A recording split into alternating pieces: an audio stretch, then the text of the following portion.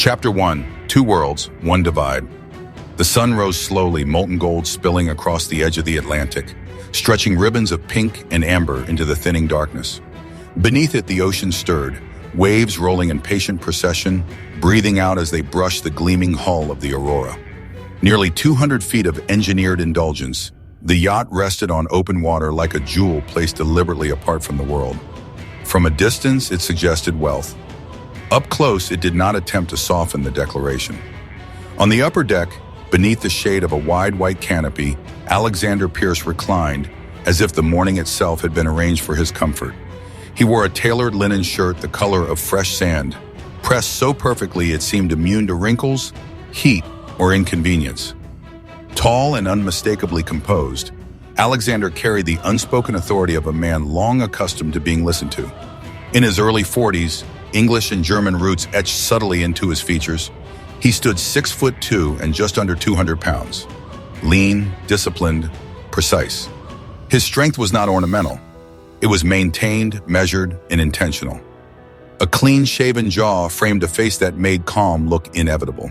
Even barefoot, heels resting lightly against the rail, he appeared curated, as though every gesture had been approved in advance.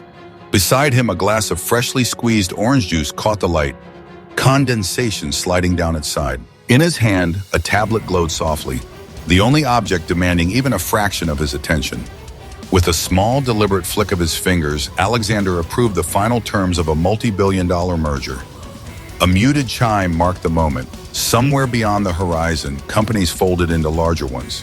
Careers pivoted without warning. Departments vanished, then reappeared under new names. Lives changed before most people finished their morning coffee. Alexander did not rise from his chair. His smile was measured, never indulgent, just enough to acknowledge the satisfaction of control. The world made sense when it aligned with his will. It usually did. His empire traced back to his grandfather's hands, old manufacturing wealth that bled quietly into banking, then expanded into global investment. Alexander's gift was refinement.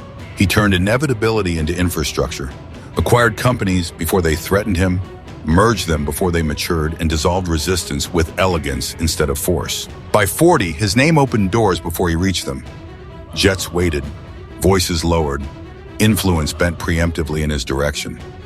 Even marriage had been chosen carefully, curated like everything else. Never incidental, never accidental. Alexander learned early that power rarely announced itself.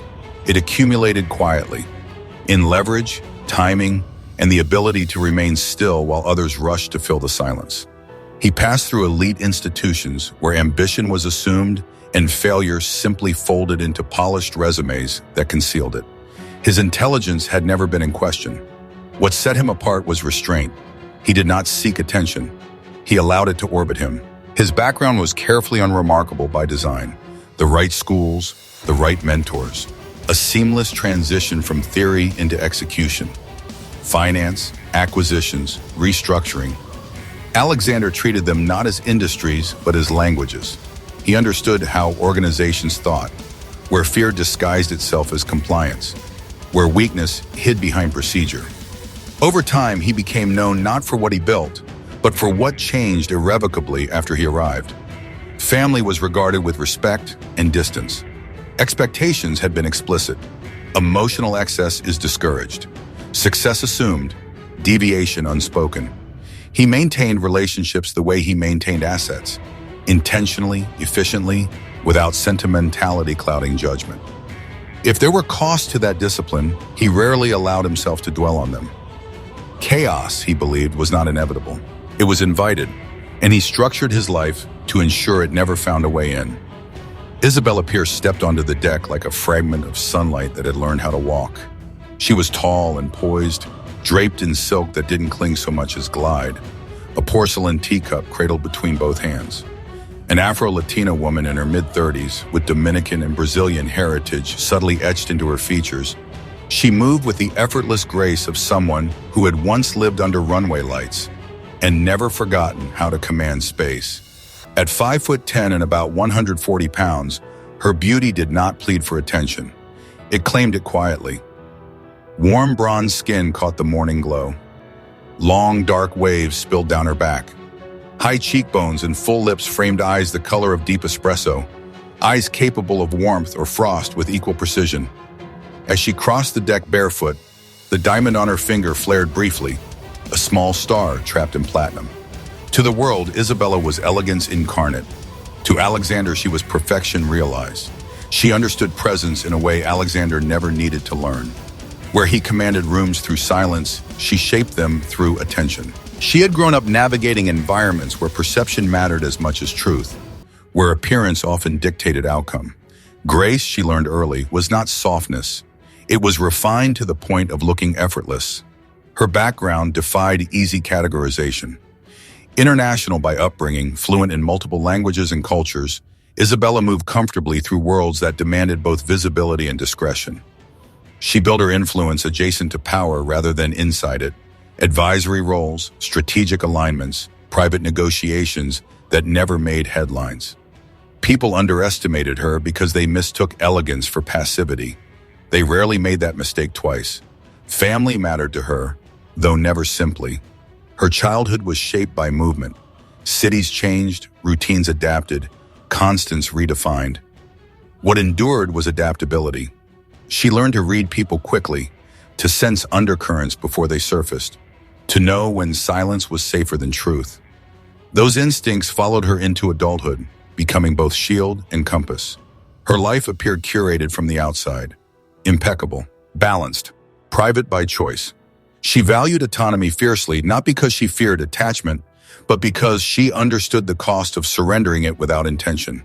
Control did not interest her for its own sake. Alignment did.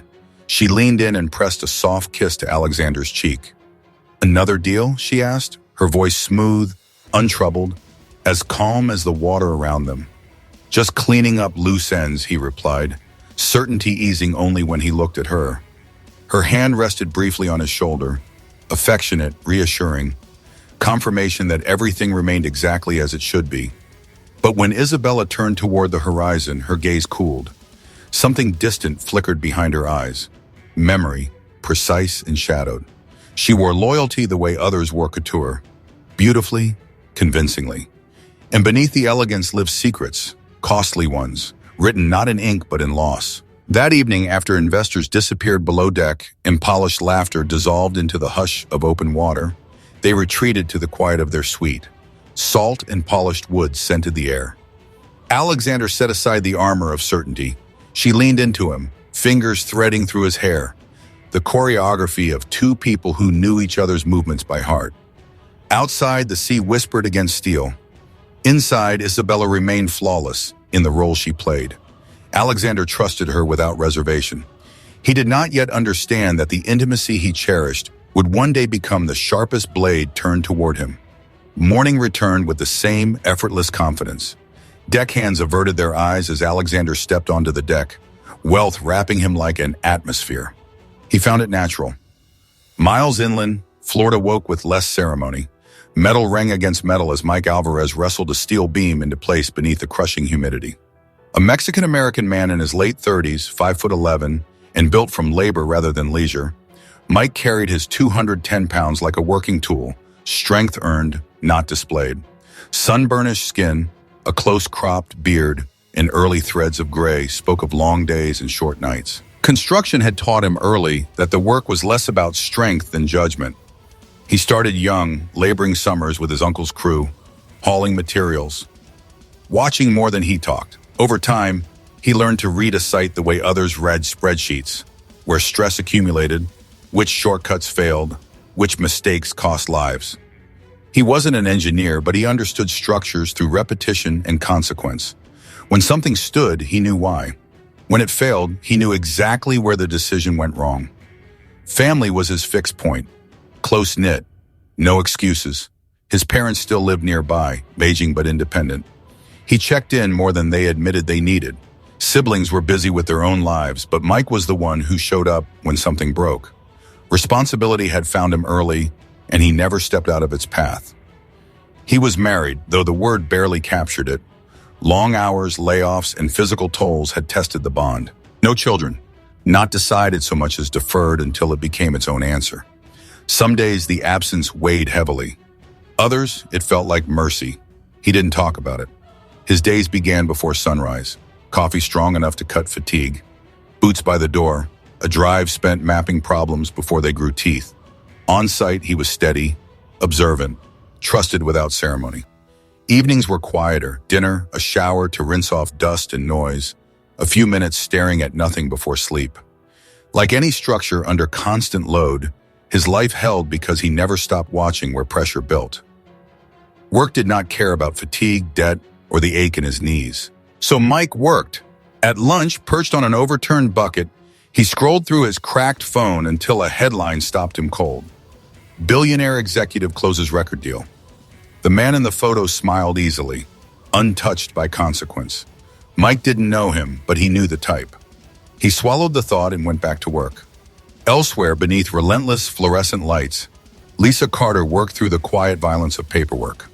A black woman in her early 40s, Lisa had learned early that the federal government rewarded endurance more than brilliance. She entered public service straight out of graduate school, first as an analyst, then in roles that demanded discretion rather than visibility. Her work lived in the margins of policy briefs and compliance memos, the kind most people never read, but which shaped outcomes all the same. She understood systems, how decisions were insulated, delayed, diluted long before reaching the public. It wasn't glamorous, but it was stable, and stability mattered. She came from a family that valued responsibility over ambition.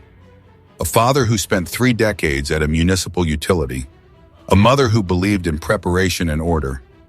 Lisa was the oldest, the one who kept records, paid bills, and double-checked doors. Sunday calls, predictable visits, an obligation that never fully switched off. She wasn't married, not divorced either. Relationships had existed, serious ones, but they eroded under long hours, security clearances, and lives that couldn't be shared fully. No children, sometimes relief, sometimes ache. Her days followed a rhythm.